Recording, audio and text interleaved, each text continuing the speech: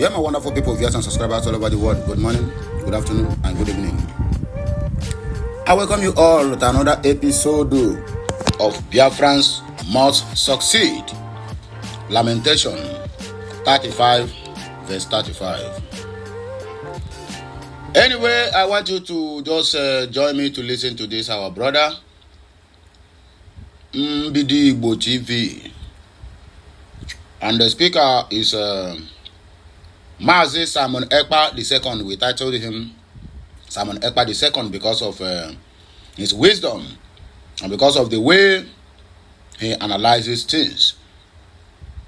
And according to the headline, it says Simon EKPa II to send message to Niger Delta as Asare Dokubo cries out blood, blaming Tinubu and all the things he never achieved in this life. You don't blame him to this government.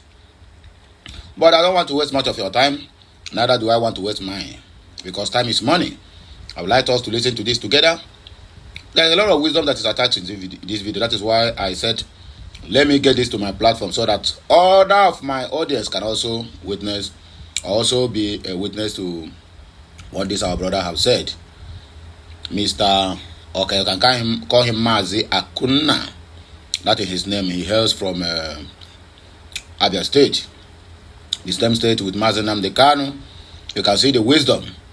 This man is the wisdom of Nnamdi Kanu and the strength of Simon EKPa joined together.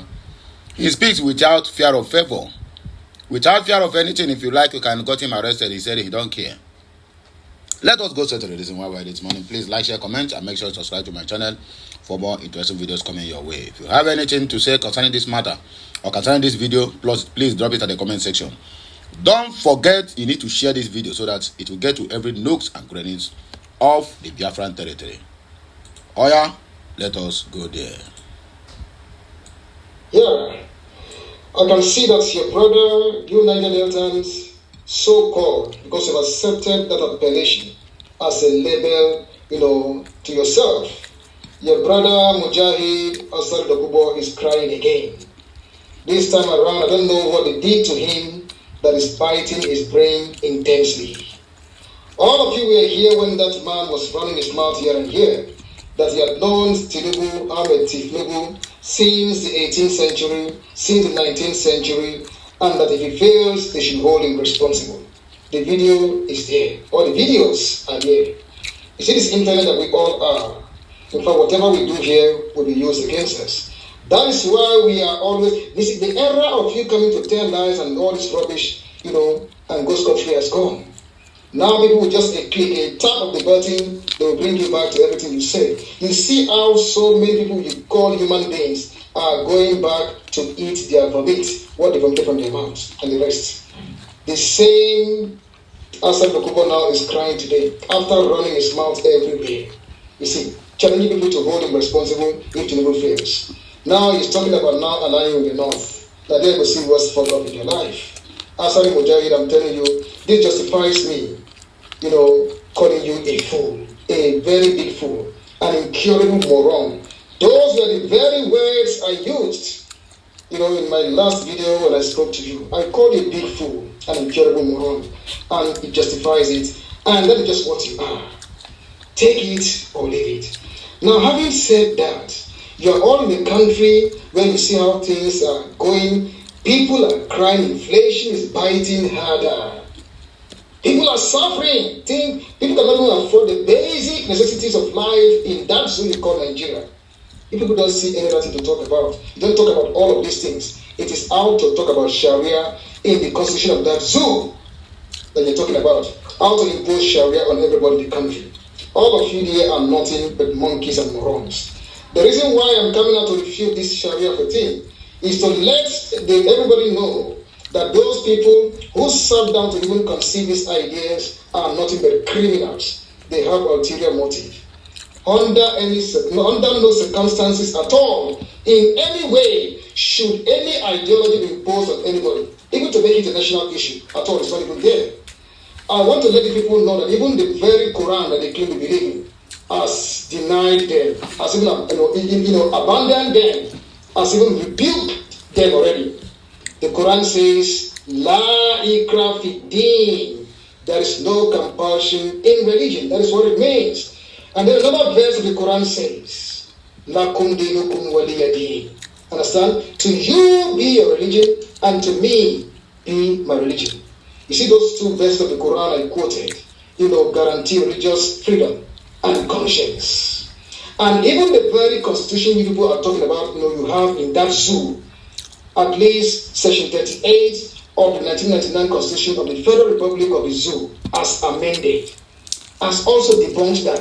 If these guys are learned, or they actually know what they are doing, under no circumstances should such issue even arise in a country at all for any reason. You see, all issues not supposed to arise for any reason at all. Because even the Constitution there is very clear. So what is even their motive? Do you see why I say that these people have a very mad sense of entitlement? A mad sense of entitlement that has no parallel anywhere.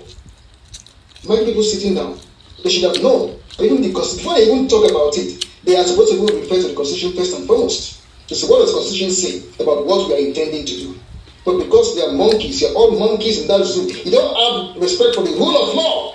You don't even believe in your own Constitution. So anything goes for anything. Anything goes, in that ZUU you call Nigeria. I'm just out to talk about here to tell people what Islam is actually all about. We know the meaning of Sharia. We know what it means. You see, if you're talking about the Sharia, ask them, is Sharia even practiced in the north? If Sharia is actually practiced in the north, in the spirits and dictates of that very, law, that divine law. In fact, the northern region then should be a model region to the entire Nigeria. In terms of progress, in terms of advancement, in terms of development, in terms of every damn thing. I want all of you to cast your mind back to 1999 when Ahmed Yerima, launched Sharia, I think perhaps as a state religion there as of that time. What happened? A lot of things happened. There was uprising everywhere. Even a lot of youth corps members were killed. A lot of things happened in that ZUU and in that particular state. And I want to ask all of you, if Sharia was actually practiced in that state, then Zamfara state would have been the number one state in Nigeria in terms of development, in terms of progress, in terms of every damn thing. When they talk about Sharia, tell them to shut up their mouths. Those people are nothing but hypocrites, incurable hypocrites. You see, the same people who collected bribes in the House of Assembly there, or wherever House of Reps there, SUVs, this and that, all the whole bribes that were circulated. If they are so religiously conscious, why did they collect all of that? Does Sharia allow that? Ask them. They collected it. And the same people now are coming to talk about Sharia. Idiots, hypocrite, monkeys, and baboons. And nothing more than that. In fact, I feel like slapping them one by one. You see, hypocrites, real hypocrites. These are the same people you catch them pants down in hotels. They're talking about Sharia. Shameless people, thoughtless people. You see, now don't even go too far, as I said. Let's look at section 38 of your so-called 1999 Constitution of the Federal Republic of that ZUU you call Nigeria. Understand? That section of the Constitution is all about freedom of thoughts, of conscience, of religion. And that particular section, understand, of that Constitution is divided into 4 key parts. 4 key parts. One, it talks about the freedom of thoughts, conscience, religion. And what does that simply mean? That no person has the right whatsoever. Understand? Everybody has the right to freedom of thought, conscience, and religion. And even you have the right, you see, to change your religion, either from Islam to Christianity, from Christianity to Islam, and nothing should happen to you. Under no guise should anybody impose religious thinking or whatever on you. Those guys are nothing but criminals, they're idiots, they are thieves. You see, these people, when they have ulterior motive, when they have an intention, a particularly political intention, they whip up religious sentiments in order to hoodwink their people, understand? To thinking and believing that, these people are religiously inclined, they are people we could trust, we could rely on them, they have our interests at heart and blah, blah, blah. Let me tell you one thing. By the time they are able to hoodwink the masses to supporting them, in their selfish political ambition, when they get into that office or they occupy that office, They will abandon those people. In fact, you'll be thinking that, is this Mr. this and that and that and that who was once saying this and that? That is just how they are. It's as simple as that. Take your time, observe them very well. Those guys have ulterior motive. You see, that's why they came up with that particular idea and that kind of rubbish. That's the fact about it. Number 2 of that section is talking about no forced religious instruction. That means nobody has any right, wherever you are, understand, to force you, understand, to be part of their religion in anything, or to be part of any religious ceremonies that does not have or that does not align with your own religion or your own religious beliefs.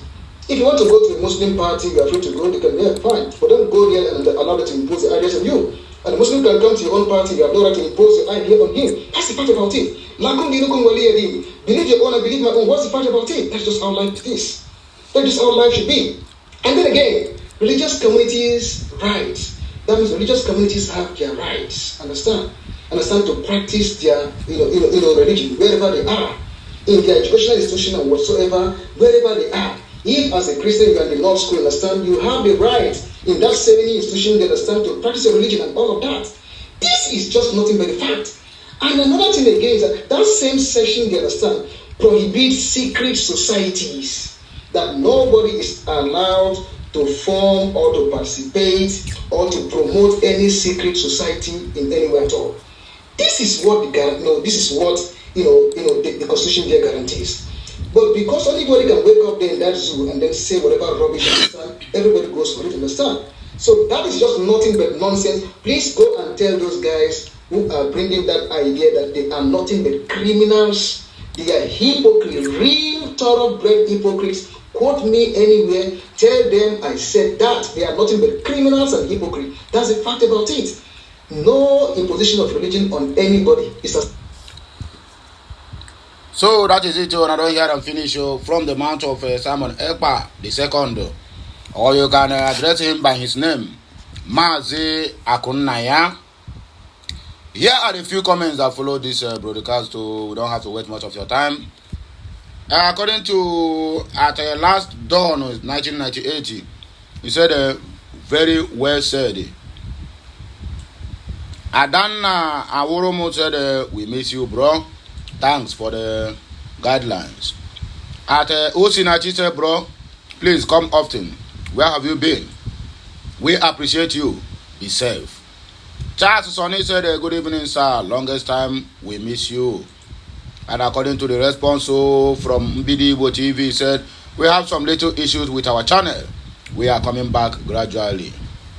Okay, that's all it take be. I beg, make a like, share, comment, and make sure that keep subscribing for more interesting videos coming your way.